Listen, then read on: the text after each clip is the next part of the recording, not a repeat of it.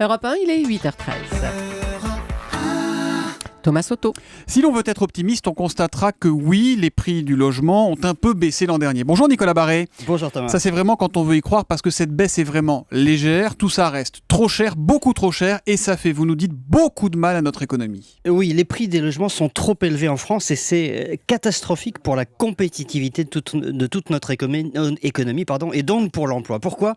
Vous allez comprendre. Les Français consacrent en moyenne un quart de leurs revenus pour se loger. Les Allemands seulement 12%, moitié moins. Donc imaginez une seconde si vous, moi, chaque Français voyait son budget logement est divisé par 2. Ce serait autant d'argent qui serait libéré pour autre chose, pour consommer sûrement, mais aussi pour investir dans des placements plus productifs que l'immobilier. En clair, vous nous dites là, Nicolas, qu'il y a une chance perdue pour notre économie, voire un gâchis. Oui, et ça va même bien au-delà. Reprenons la comparaison avec l'Allemagne. Pourquoi son économie se porte bien ? Parce qu'elle est redevenue compétitive en limitant les hausses de salaire. Ça a été, vous le savez, la politique des sociodémocrates dans les années 2000. Alors, vu de chez nous, on se dit, ce sont bien des Allemands, accepter des salaires qui stagnent. Évidemment, en France, c'est impossible. Sauf que l'on oublie un détail. Depuis 2000, donc depuis plus de 10 ans, figurez-vous que le prix des logements en Allemagne a stagné alors qu'il a été multiplié par 2,5 en France. Et il est là le secret. Voilà comment Schröder a pu faire avaler aux Allemands que leur salaire ne progresse pas pendant 10 ans.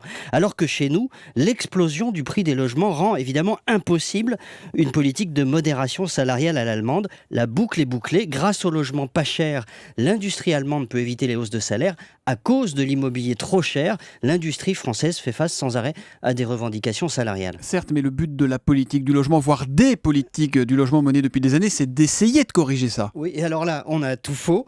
Le bilan de la ministre Cécile Duflot est catastrophique. 18 mois après son arrivée en fonction, que voit-on ? Les prix restent trop élevés, la pénurie s'aggrave, la construction chute, les investisseurs fuient. Il faudrait débloquer l'offre, débloquer la construction, libérer des terrains à bâtir et pour ça, retirer aux maires le contrôle des permis de construire. Ça n'est ni la faute des Chinois ou de la mondialisation s'il y a un problème de logement en France, ça ne dépend que de nous.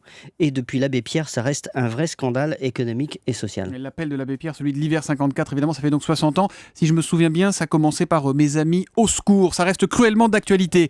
L'édito écho de Nicolas Barré, directeur de la rédaction des Échos, c'est tous les matins à 8h10 sur Europe 1. À demain, Nicolas. À demain.